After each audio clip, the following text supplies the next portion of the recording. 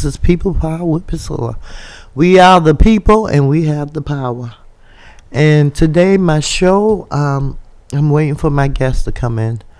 However, until they get here, I am just torn up this morning. I'm just going to be honest. And I lost a really, really, really good friend on last Saturday, Mukia Baker Gomez.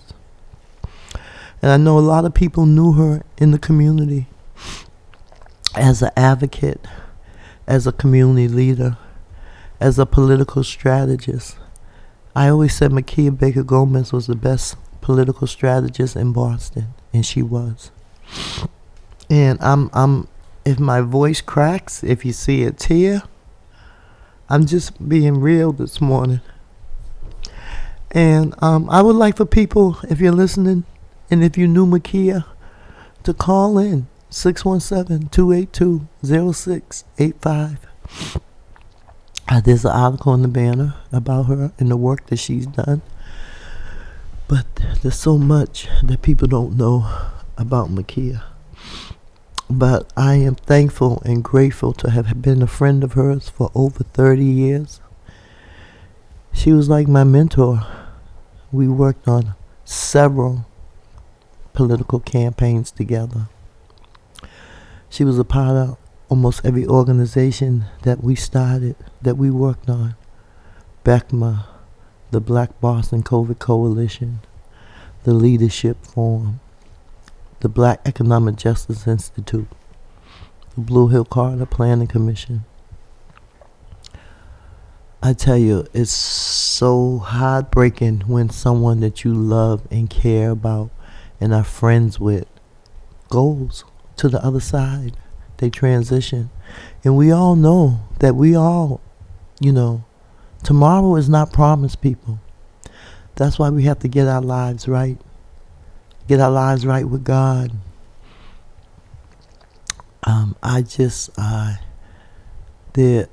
When you think about someone like a Mukia, I call her a female Mel King. The only thing is she never ran for office. And I used to tell her, Mukia, why don't you run for office? She says, because I want to be a king and queen maker and not a queen. So she wasn't interested in holding an elected office. She was interested in making sure that people got into office that cared about us and cared about our community. Mukia was born and raised in Boston.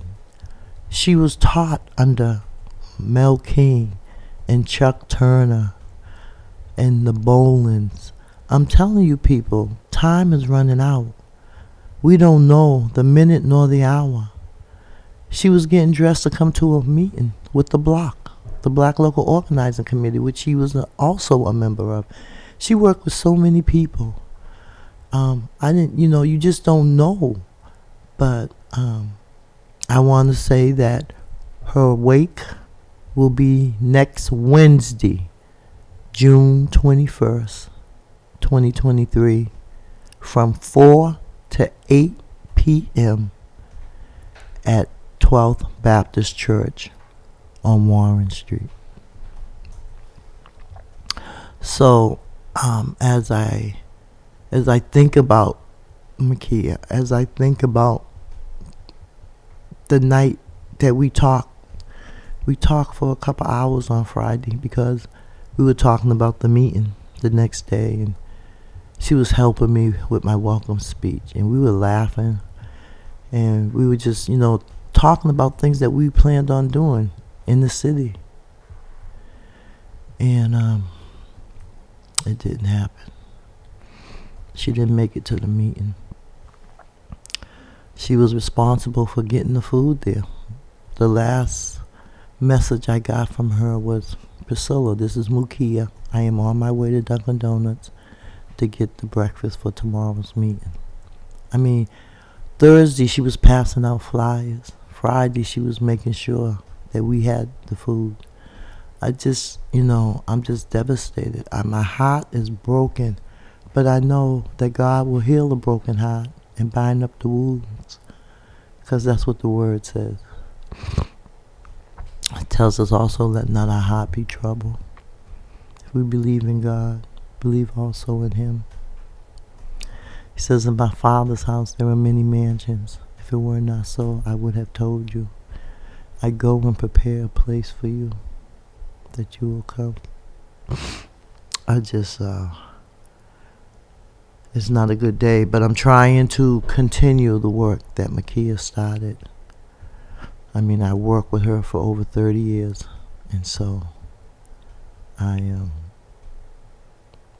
was blessed to have her in my life. Her and my brother Kenny, were like, they worked on so many different campaigns together. Mukia also worked for the state of Massachusetts. She retired from DCAM. She was the one that was responsible for the compliance of the Edward Kennedy science project. She knew so much. She had so much knowledge. It was amazing. She was the type of person, she wouldn't ask one question. She asked 4 questions at a time. She was just fearless. She didn't bite her tongue. She said what she had to say, and she meant it. So I don't know if anybody's out there listening, but give us a call, 617-283. No, I'm sorry, 617-282-0685. I'm just messed up, people. I'm just messed up. Patrick Wilson is actually tuned in on Facebook Live, and he's saying good morning to you. Good morning. And he also said that he asked the question, it was just Chuck Turner's birthday the other day, he believes. I don't know. I can't remember Chuck's birthday. Okay. I just remember that he died on Christmas Day. And we had been in a meeting with him on the 17th of December. And the date, the year, I want to say 2017. I can't remember the actual year, but I remember because we had a meeting. We had a meeting on the 17th of December, and we were looking for a new coordinator for the Boston Jobs Coalition, but he came to that meeting. And he's, on Christmas Day, he went. And then we had Mel King. Mel King passed away this year, like last month. I mean, time is just going by so fast. We're already half a year into the, Unbelievable. Yeah, and then, from Mukia to, God's calling his people home. Yes. And we have to be ready. We can't be getting ready. We have to be ready. So true. But I know that God is able. Absolutely. I know he's able. And I'm just, like I said, I'm thankful and grateful for the time that I had. Yes. Don't seem like 30 years. It's a long time. It is a long time. Mm-hmm. But people, we got a lot of stuff going on in Boston. It's crazy. Yesterday, the city council did pass the vote on the budget 7-5. And one thing I love Tanya Fernandez Anderson, because she keeps it real. She tells the truth. She is the only city councilor I have ever known to break down the budget the way she broke it down, where it shows where money is being sent, who's getting what, and who's not getting what. And it's I don't have it in front of me, but as soon as I get it, I'm gonna let you all know, because she broke down every item, every line item, what was going where. $400 million to Chinatown, $300 million to Charlestown, $50 million to Roxbury, 25 or 50 to Dorchester. I mean, it was just, clearly there is a problem with the political system in this, not only in this city, but in the state and in the whole country. I mean, we have a man that has been impeached twice, indicted, and he running for president. I mean, really, people, when are we going to wake up? Our vote counts. And the only way we're going to get what we need and what we want and what we deserve is if we get off our the rusty dusties and go out and vote. Come on, people. People say, oh, my vote don't count. And I always say the only time it don't count is when you don't cast it. That's why we created the block, so that we could have a voice, so that we could bring people that are running for office to talk to us. Because we need to have people in our city government and state government and federal government that really care about us. This from what I have observed at the city council. I see Julia Mejia fighting for us. I see Tanya fighting. I see Cara fighting. I don't understand why. And I'm just gonna say it. I just don't understand why we have city councilors of color that go against what we're trying to do for each other. I don't understand why certain people, certain city councilors, and you all know who you are, I don't have to call your name, voted against the school committee. After all, almost 80% of our of Boston residents voted for elected a school committee. So why don't we have an elected school committee? Because folks voted against it, the homeroom petition, and Michelle Wu, our mayor, vetoed it. It was like it never happened. It was like, oh, well, 80% of Boston residents want elected school committee, but I want something else. And so, what does that say, people? What does that tell us? We got to wake up, Boston, especially Black Boston. And people think that, I don't care if you come from Haiti, Trinidad, Jamaica, all these Caribbean countries. It doesn't matter. You're still black. As when people look at you, they look at the skin color, which is the outside. They don't know you're hot. They don't know what you do. They just know that you're different. You don't look like them. And right now we have, I would say, 4 city councilors that clearly go against the grain. They don't care. They feel like they're entitled. They feel like, everything should be whitewashed. I'm really frustrated. I'm really aggravated. And I'm really sick and tired of being sick and tired. And so we are going to be doing things different in this city. Because time has come for us to stand up as community. Time has come for us to stand up as black people. We are free, but we don't act like we're free. We don't walk in our freedom. Why we got to kowtow down to the powers that be? The elected officials that come, you only see them when it's election time. That doesn't make any sense. That's crazy. You mean to tell me you can't come around for other things? But you sure bouncing around now that it's election year. I say we need to run a slate of people. We need to run a slate of people. Because I believe that people get into office in the beginning because they care. But then they get caught up in the talk. They get caught up in the foolishness. They get caught up in kowtowing to the mayor. The mayor only has one vote. She has a lot of influence, but she only has one vote. Just like all of us, we all have one vote. But just imagine if we all got together and went and voted for people that we believe will support and advocate for us. We need advocates, not politicians, crooketicians, politricks. We know, we've been here, we've seen it. We know what they're doing. They don't care about us.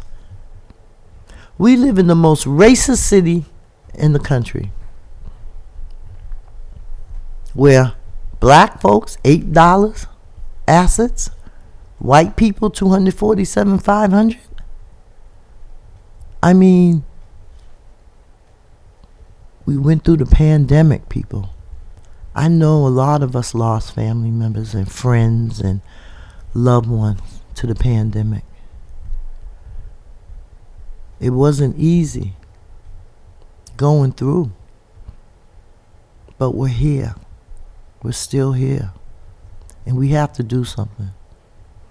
We have to do something. I think of all the time of Harriet Tubman, and she says, I freed 1,000 slaves. I could have freed 1,000 more if they knew that they were slaves. And so, as I embark on this journey with all this community work that needs to be done, we need you people. We need you. We need your voice. We need your hands. We need your money too. Because as long as we have to as long as we can't build our own, like we have a black bank, but is that black bank supporting us? Maybe they are. I don't see it. So why don't we start our own credit union, right? Why don't we start our own bank? We can do it. We have to be able to discern who is for us and who isn't. And some people so caught up in the money. You know, you can't take a nickel, dime, or quarter with you when you leave here. You can't. You have to be able to put something in so you can get something out. The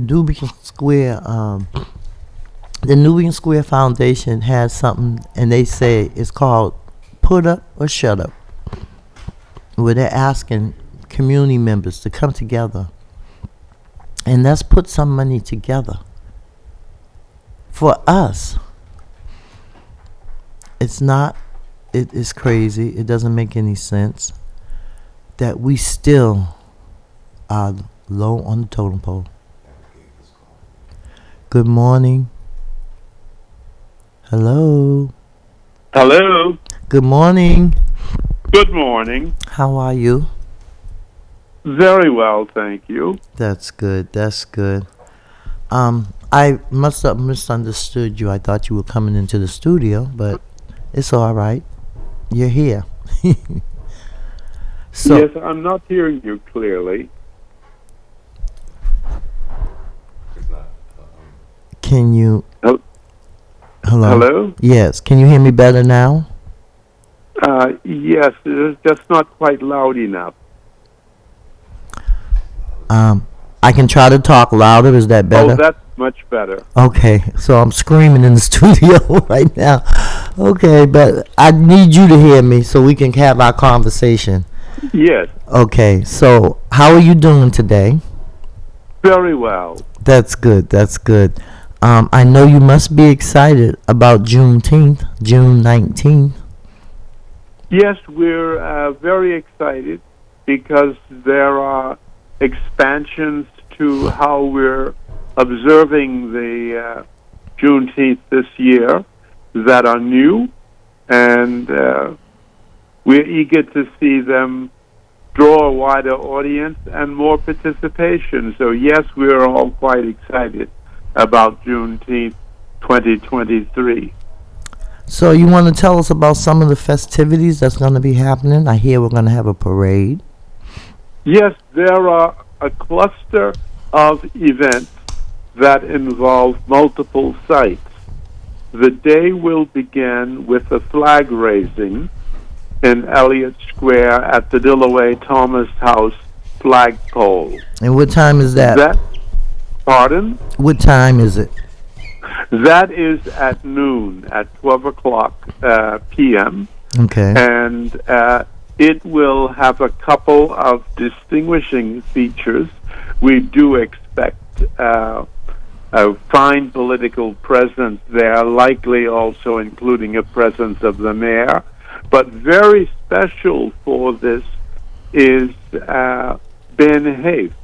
Ben Haith will come. He raised the original Juneteenth flag, which he designed from that site in the late 1990s. So he's coming up, and he will help hoist the flag there.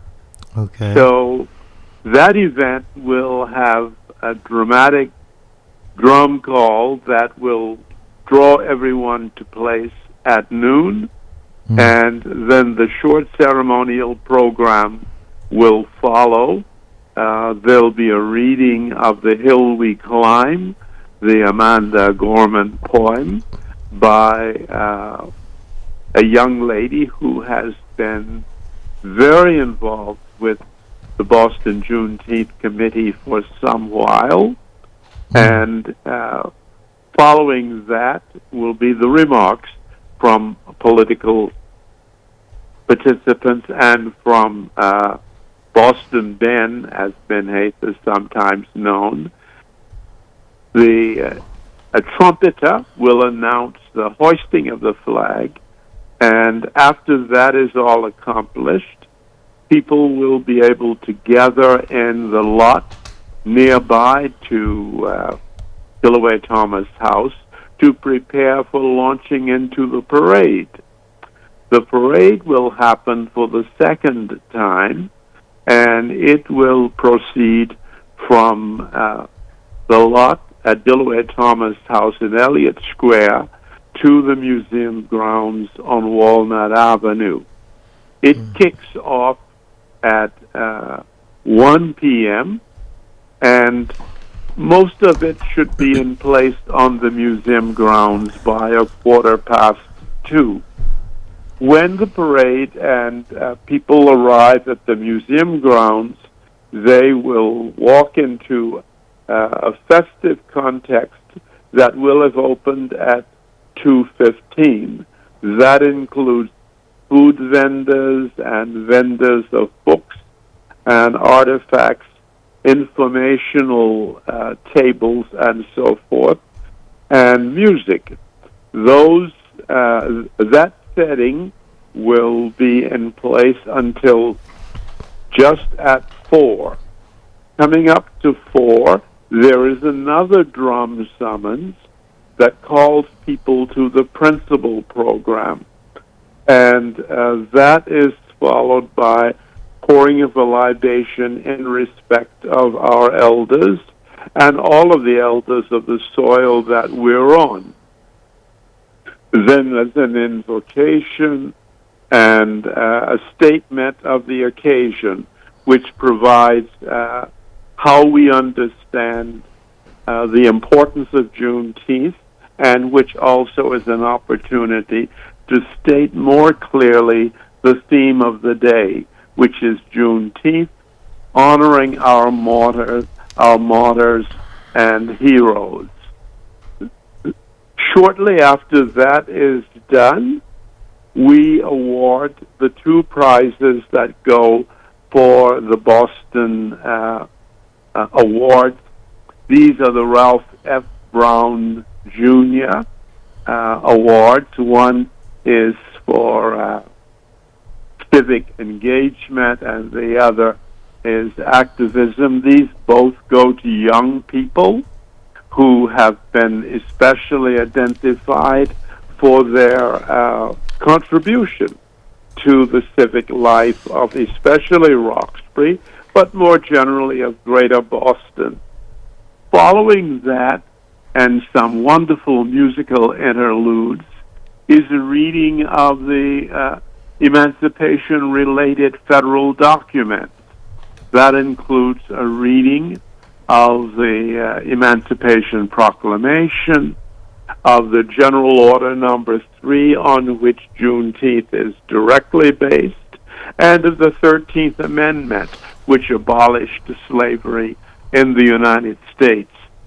Those lead us to the address for the day, which is being offered by our counselor, Tanya Fernandez Anderson. Mm-hmm. And when she finishes, Jamada, who is our chairperson, will make additional acknowledgments and thank yous. We will sing Lift Every Voice. And the 54th Regiment, which will have presented the colors at the beginning of the program, will retrieve them, and that formally ends our event. It sounds like a day of celebration, love, and fun. And so it's a day of education, celebration, entertainment, and enjoyment. Great. I know it takes a lot to put something like this together, and I know Jamada has been doing a lot of good work. It's important to realize that this program, which is very full and fairly complicated, is a production of a volunteer committee, the Boston Juneteenth Committee, and the National Center of Afro-American Artists. It is undertaken each year with a real commitment of service to the community, and we are, like almost everybody else, doing this on very limited resources. So your support by your presence and by contributions, if you wish to make them, is very, very valuable for moving this forward and keeping it going. This is our 13th year producing the Boston Juneteenth Emancipation Observance on the museum grounds. That's wonderful. That is really... One other distinction which I would point out quickly is that our observance is always on the actual day. So whatever day June 19th falls on, that is the day of our observance. Okay. So every June 19th. That's right. It is. You all do it every June 19th. We've been doing it long enough that we've gone through the whole week and part multiple times. We've been on Father's Day. We've been before Father's Day. This year we're just after Father's Day. Mm-hmm. Yes, and this because it's a national holiday, people don't have to go to work. We started the parade last year. That was the first year we did it. Mm-hmm. We did the parade because we wanted to pay special recognition to the elevation of Juneteenth to a federal holiday. Mm-hmm. And we knew one way to mark that would be to have the parade last year, but we decided to build that into the tradition, and thus we added it for the second time this year. Yes, I was actually... There are volunteer committees that have really stepped in and taken on organizing each of these parts of the day. Well, I am so thankful and grateful for the work that you all have been doing all these years. And I see that there's some work being done over at the museum. Could you tell us a little bit about that? Yes, we have been making renovations and restorations on the building. Mm-hmm. The building, which is on the National Historic Register as Abbotsfort, was first occupied around 1872, so the building is 150 years old, give or take. Mm-hmm. And when we acquired the building, it was in great dilapidation. We have made several efforts at improving it and bringing it to itself, but we've had an extended effort on the renovation of the building over the last year and a part.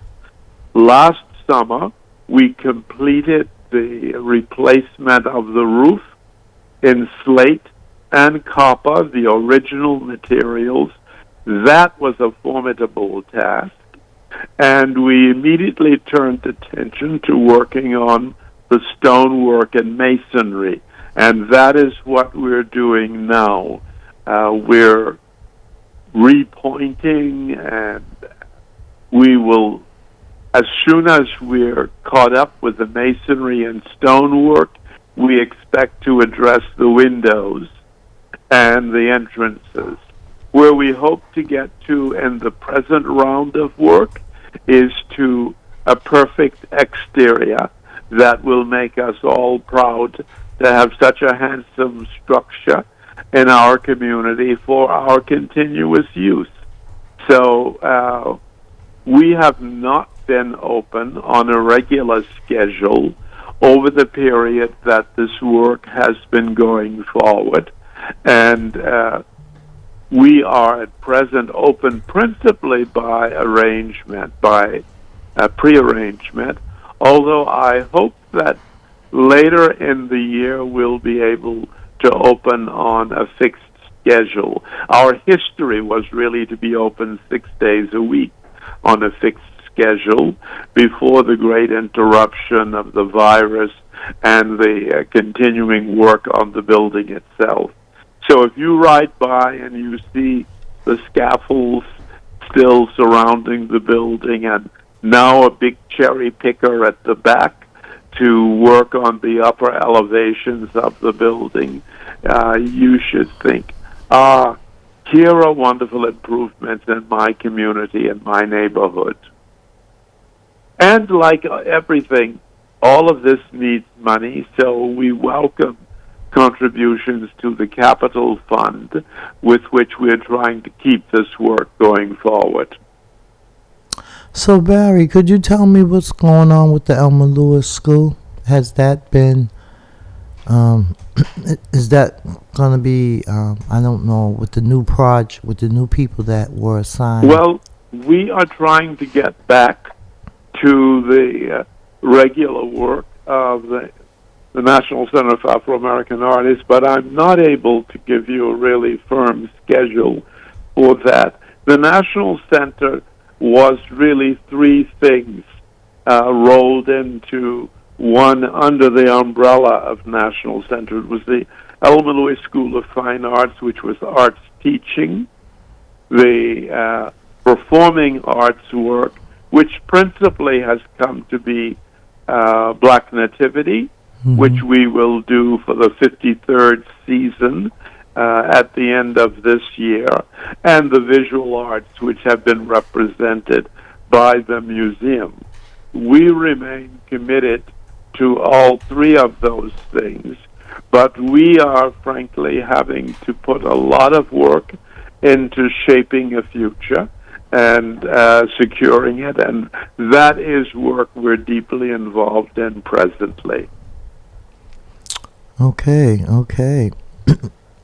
So I just want to thank you for taking the time to come call in and let us know what is going on, because there's so many things going on in this city. And yes, it's my honor to do so, and I'm very, very pleased at your invitation. And I have to confess, we have so much still to do between now and Monday that as soon as we finish talking, we'll be back to work on making a success of that. Well, I'm sure it's going to be successful. I mean, the years that I've been coming, it's always been a nice event. It's always been fun. You see people that you may have not seen in a while, but I know this year it will be special because there'll probably be more people out. It looks like it's going to be a day of festivities. I'm very much looking forward to it, and hope to see you there. Oh, I'm going to be there. All right. I will be there. And so I want to thank you for taking the time, and I definitely will be there, God willing, because we never know nowadays the way our folks are leaving. But all right, and thank you for this opportunity on behalf of the Boston Juneteenth Committee and the National Center for Afro-American Artists. well, thank you, Barry, and we'll see Okay. you on Monday. Yes, you will. Okay, thank Take you. care. You have a great day. God bless. You too. Bye Good bye. day. So, hello. No, I can't hear. Can you hear me? Yes. I can't hear. Maybe your headphones are not connected, but we can hear you. Okay. All right. So, I want to thank Barry for giving us the rundown of Juneteenth. And I would ask, that all, as many black people as can and other races show up, I think it's going to be very nice. I'm looking forward to it. And it's about us, people. It's about us, black people, being freed from slavery.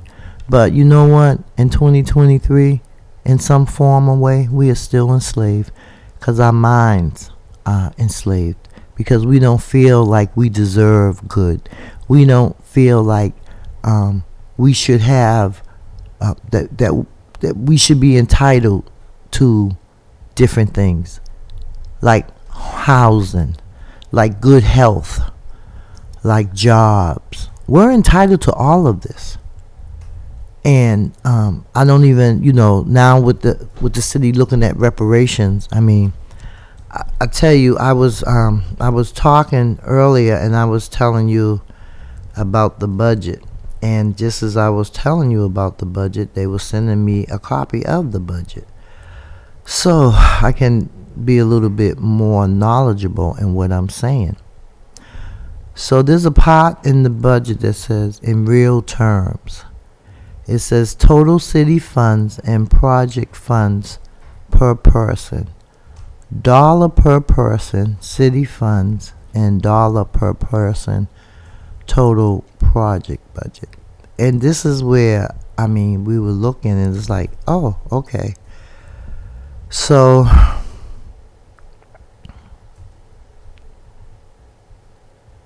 like I said, almost $400,000 went to Chinatown. Over 300,000 went to downtown. We have a caller? Good morning, caller. You're on the air. I can't hear you. Hello? Hello? Yep, I can hear you. Is this Siddiqui?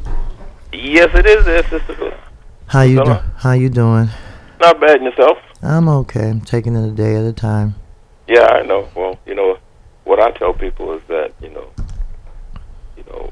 terms of Mukia, it is a big loss, but I know, it's an adjustment, particularly, just in terms of trying to accept the fact that she's gone. But then I know even when Mel King passed away, people said, well, Sadiki, they said, you don't seem like you're in mourning. I said, look, I got the utmost respect for Mel, and he'll be missed. I said, but you know what?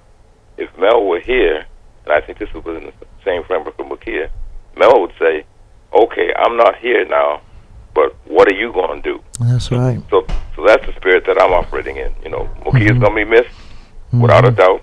Mm-hmm. But then at the same time, I'm sure Mukia would be saying the same thing. Okay, what are you going to do to contribute to uplifting the quality of life of our community? So that's the spirit that I'm operating in. And I'm calling because I just wanted to let you and your audience know that there's going to be a press conference tomorrow at 11 o'clock a.m.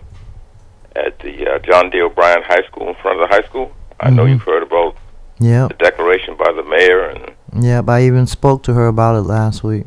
Yeah, well, let her know that we were not happy. The community's not happy with that at all. Yeah, well, the thing that really bothers me, Priscilla, is that the community's not happy, but why aren't we making a stand? You know what I'm saying? The Mayor Wu has clearly shown that she has no respect for our community. Whether it be about the issue of land disposition, just across the board, it's what she's done is she's just telling us what she's going to, the redistricting process. she's coming and saying, okay, this is what we're going to do. No community input, no nothing. So we're inviting folks to come to this press conference tomorrow at 11 o'clock. We're going to be right there at 55 Malcolm X Boulevard, and basically saying, no, we do not want, first of all, it's tainting the legacy of John D. O'Brien. And we know what they want to do. They want to move it to West Roxbury and make it appear mostly for white students. We know what the deal is. Of course, and we need to. I mean, we need to speak that. You know, we need to say that. Absolutely. And she said one of the reasons why they were moving to West Roxbury was because they wanted to make Madison Park a state of the art. And I'm like, Madison Park isn't even working to its capacity. You know, so thank you, Priscilla. So I'm telling you, I told her that. And because I'm not going to bite my tongue. Michelle Wu knows me. She knows I'm not going to bite my tongue. I'm going to tell her the truth. And I know what our community wants, and I know what our community needs. See, based on what you said, Priscilla, in terms of capacity, because we know that, first of all, that Madison Park needs huge improvement academically, but also that in terms of the utilization of the space is underutilized. Of they course. could, in fact, reconfigure that with that $50 million that's what they're going to spend to still keep Madison Park and John D. O'Brien at the same location. So they're playing with us, and we got to stop this, because I hear people when they talk about, that I said early on, they said, well, she's a woman of color. I said, look, the bottom line is that can be overrated. I mean, they talk about Gandhi. You know what? It doesn't matter that she's a woman of color. The fact that Chinatown is getting the majority of the money from the budget, that's an issue, and that's a problem. But you know what? What she's doing is she's basically making a declaration, a statement in terms of where her priorities are. Of course. And so China, it's no surprise. I've heard about her connections down there with some of the Asian mafia down there in terms of who work with her. So I understand what she's doing, but I'm saying we need to feel the same way about us. In Chinatown, they wanted English language street signs for years, and within 2 months of her becoming mayor, boom, they have the English language street signs. Now, in terms of like the Nubian Library, the bottom line, 3 years after we won the vote for Nubian Square, and we've been on this campaign about the library, that you got David Leonard, head of the library system, who says, we recognize the fact that there's substantial sentiment in the Roxbury community for the Nubian Library name. But, so we've got forces of white supremacy that are out here saying, we got too much Nubian talk going on here and we got to stop it. But getting back to the mayor is that, like I said, we're going to do this press conference tomorrow. 11 o'clock, we're inviting people to be there, 55 Malcolm X Boulevard. And we're saying to the mayor, no. And it's just so disrespectful. You got the Black Educators Alliance, all these different groups out here. And who did she talk to? No one.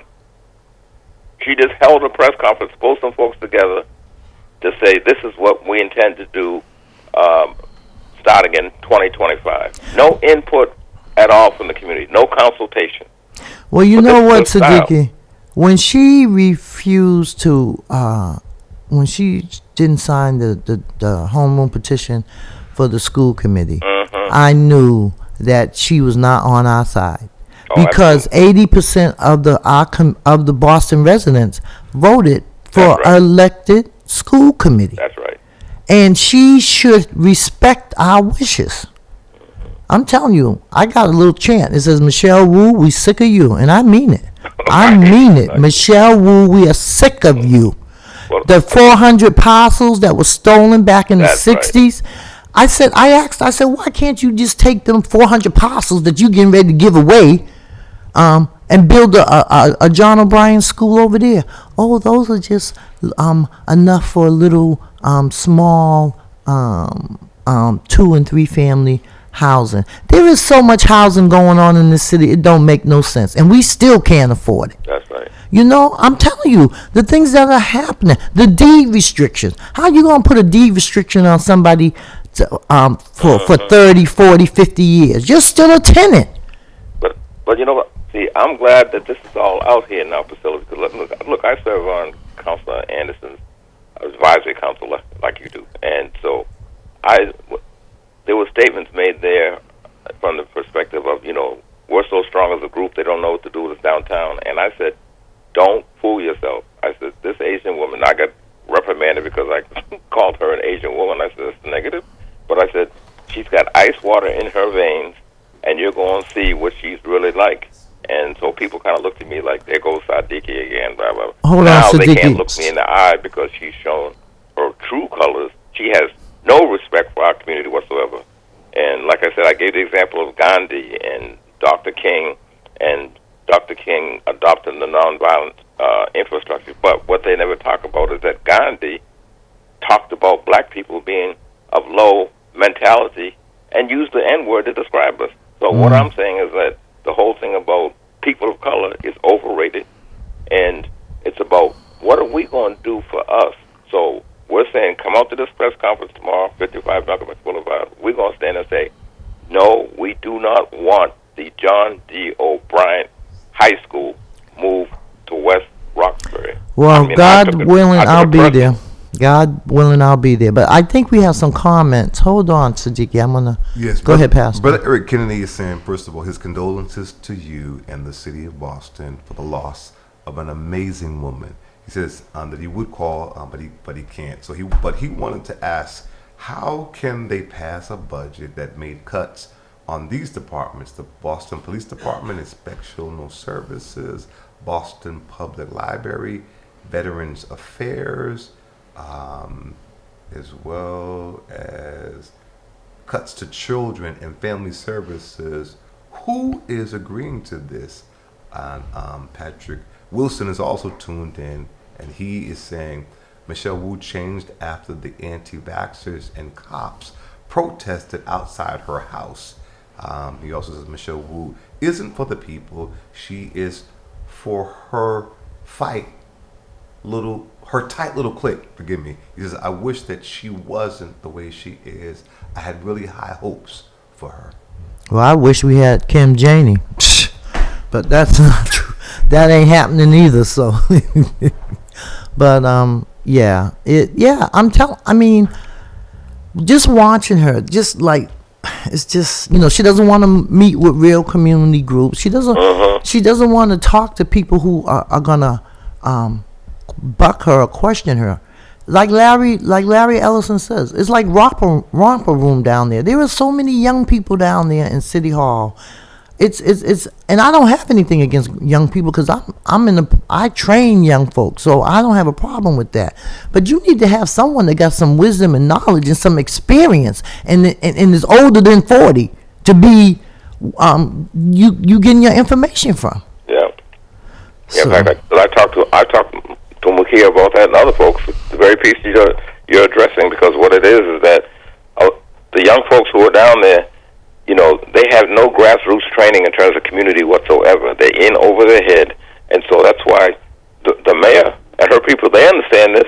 Mm-hmm. They understand the fact that they can ram anything they want down our throats because of the fact that the folks down there, Councilor Anderson, she will speak up now. Yeah, you know what I'm saying? But by and large, and Julia Mejia too. Oh, absolutely. Yeah, Julia Mejia too.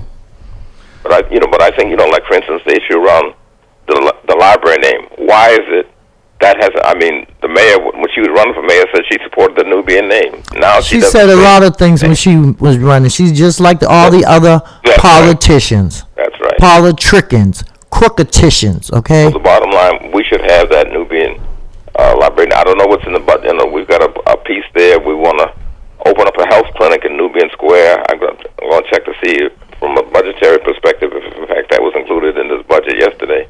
But we just got to make it very clear that as a community that we just can't be walked over like this because of the fact that we should be outraged that they want to move to John D. O'Brien. We should be. And no consultation whatsoever. Just going to come in and do a press conference at the John D. O'Brien saying, okay, y'all black people, brown people, this is what we're going to do. Not about we're going to sit down and have a discussion and get input from the community. None whatsoever. We're going to have to disrupt some stuff. That's all. We just going to have to disrupt some stuff. And I'm not afraid. See, I don't fear nobody but God. I'm not afraid of no man, no woman, because I'm gonna speak what I have to speak. And we know that. So Patrick Wilson's also communicating. He said one Gandhi beat his wife. He said lost, just referring because the caller brought him up. He says Michelle Wu chose to have Kevin Peterson's crew arrested rather than give them the time of day. Shaking my head. Mm-hmm. I remember that time when they went down in Faneuil Hall, and they literally turned the lights out on them. And all they did was holding up signs talking about you can't do this, you can't do that. We can do anything we want to do because you all rules don't apply to us anyway. You all do what you want to do. Obviously. Because that definitely should have been a conversation with the community. That's why she don't want to elect the school committee, because she wants to control everything. For what I understand, Mary Skipper a lot of folks like her, the work that she's done and things like that. But I don't know who decided that well, we know why, right? They're gonna make Madison Park all beautified, and then they're gonna bring the white folks down there and into Madison Park, and already there's not a lot of black folks going there, so they're gonna make it all pretty. Then they're gonna ship the white folks in, and then they're gonna take the STEM program that we have, the John O'Brien, and take it to West Roxbury, and that should not happen. I said, just like we stopped that highway from coming in, just like we stopped the Olympics from coming here. And so have you heard about the Franklin Park? What's going on up there? I've heard some things. Okay, so I was in a meeting the other day, okay? And so from what I understand, the White Stadium is being repurposed for a women's soccer team. Okay, now I have 1 minute, Siddiqui. I can't even finish what I gotta say. But tune in next week. We'll have more. I probably won't be here next week, but Patrick Wilson said, "Did we say disrupt? I'm there." Yeah, I'm serious. So I think tomorrow at the press conference, everybody that can show up, because we may have to march down to City Hall. This is real, people. This is the revolution. The revolution will not be televised. It will be brought to you live in color. We are in the revolution, and I'm not afraid. I'm not afraid. So with that being said, I'll see you tomorrow at 11, God willing. And we're going to do some things. Yes, ma'am. Because I'm sick and tired of being sick and tired. I understand. All right. God bless. Thank you. Oh, Jesus.